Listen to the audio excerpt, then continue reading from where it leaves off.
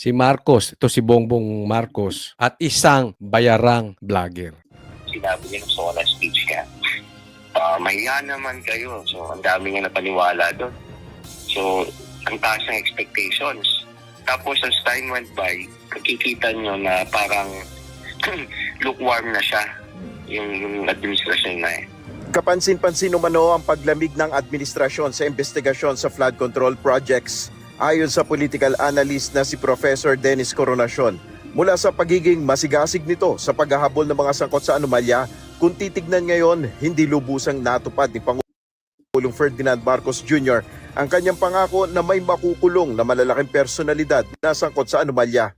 Ayan, dito muna tayo. Bigyan natin komentaryo. Alam nyo, di ba mainit siya ang yabang pa ni Bongbong Marcos? Sinabi niya, ay, mahiya naman kayo. Nagmalaki pa siya. May makukulong. Pagkatapos nun, naging malamya na siya. Naging lukewarm. Naging maligamgam na siya dito sa investigasyon. Sa katunayan, pinasaran niya na yung ICI. Tapos yung Blue Ribbon, wala na. Ayaw na mag-imbestiga. Gusto na magpirmahan ng committee report. So in short, gusto nang tapusin. Naging maligamgam si Bongbong Marcos. Alam nyo po, na ihahambing ko si Bongbong Marcos sa isang bayarang vlogger. Tandaan nyo po, yan ang style ng bayarang vlogger. Yung atak ng atak, pak, pak, pak, pak, pak. Mahiya naman kayo. Nagmumura pa yan.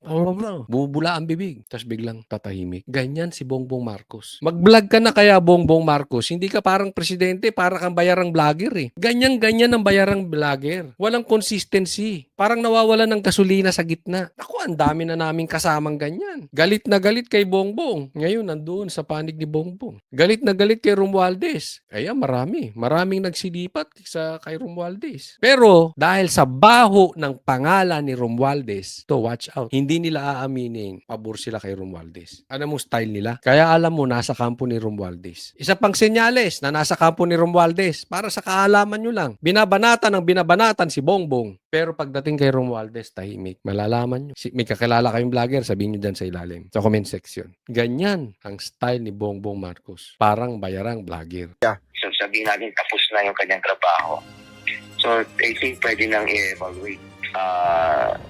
Pumasok ba yung kanyang ginawa doon sa standards, sinasaan naman po ng mga Pilipino.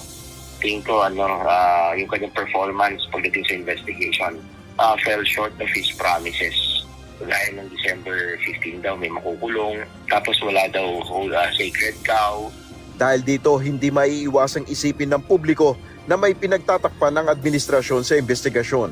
Kasi, disappointing, kasi clearly may mga pinreflectahan sila mga kasamahan nila. Mga political leaders na nabanggit nung una pa man pero hindi naman naisama sa mga papailan daw ng kaso. Ayun.